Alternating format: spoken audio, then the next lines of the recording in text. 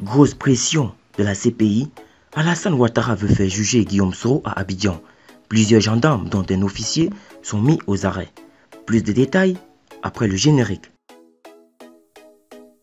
Avant de commencer, abonnez-vous à la chaîne et activez la cloche de notification car cela va vous permettre de ne plus manquer les prochaines vidéos. Let's go!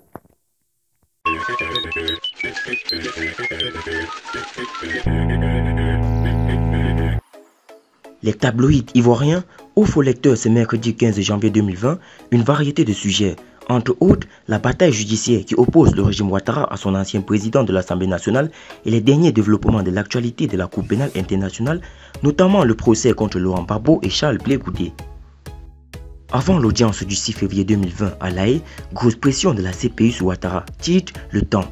Ce journal fait savoir que la chambre d'appel de la Cour pénale internationale invite le régime Ouattara à déposer ses observations d'opposition à la levée des restrictions contre le président Laurent Gbagbo au plus tard le 22 janvier 2020. La République de Côte d'Ivoire est invitée à présenter, avant le 22 janvier 2020 à 16 h, des observations d'une longueur maximale de 12 pages sur les questions subventionnées et à assister à l'audition prévue le 6 février 2020, rapporte Le Temps. Pour sa part, Notre Voix soutient qu'après le mandat d'arrêt international, Alassane Ouattara veut faire juger Guillaume Soro à Abidjan.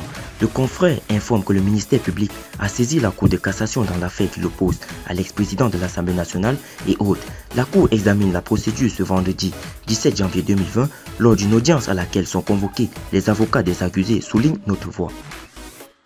Évoquant la situation sécuritaire en Côte d'Ivoire, soit infotitre, plusieurs gendarmes dont un officier mis aux arrêts.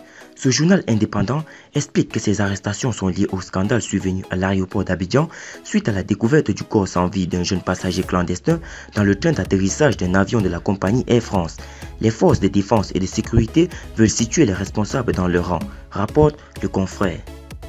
20 corps découverts sur un chantier à Man, souligne l'Inter qui rapporte les propos de Mme Kunta Nafissatou, procureure de la République près du tribunal de première instance de Man. Selon elle, la découverte macabre a été faite dans une fosse commune creusée à proximité du lycée moderne 1 de cette ville.